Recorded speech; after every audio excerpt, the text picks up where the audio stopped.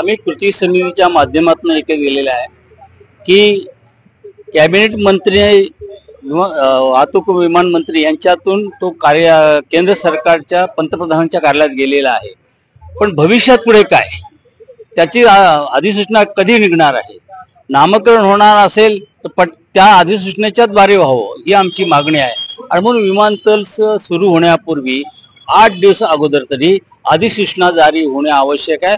अन्यथा जर निघाली नाही तर त्या दिवशी आंदोलनाचा आम्ही पुकारा करू की ज्या दिवशी विमानतळ उद्घाटन असेल।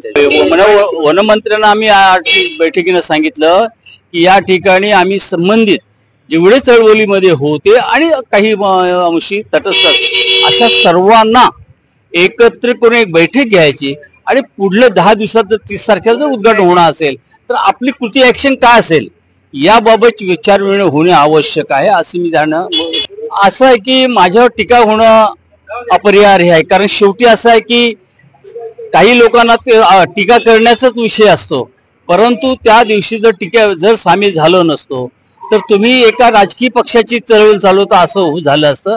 मी सर्व राजकीय पक्षांना बरोबर घेऊन चालणारा नेता आहे, यामुळे त्यांनी माझ्याकडे येऊन पाठिंबा मागितला। मी सर्व कृती समितीच्या 70% कार्यकारिणीला एकत्रित बोलवलं, मीटिंग घेतली आणि त्यांच्या समक्ष मला पाठिंबा द्यायचं हे त्यावेळी ठरवलं।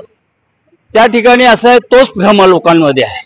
येणे म्हणजे काय, नवी मुंबई आंतरराष्ट्रीय की आणखी असा प्रश्नचिन्ह आहे।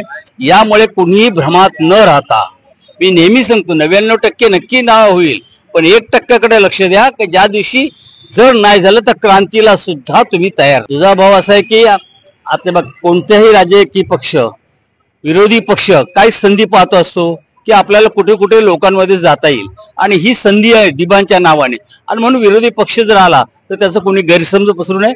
निश्चितपणे सत्तारूढ पक्ष असो किंवा कृती समितीला बरोबर घेऊन जावं।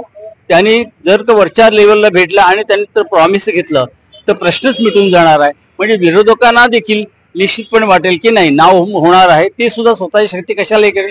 पण अशा प्रकारची आंदोलन उभी राहिली पाहिजे तरच राज्य आणि केंद्र सरकार दखल घेतो हेही तितकं सत्य आहे। 100% रणनीती त्याच ठिकाणी ठरवण्यात आज नाही, पण त्या ठिकाणी निश्चित रणनीती ठरवण्यात येईल आणि अंतिम निर्णय असेल तो।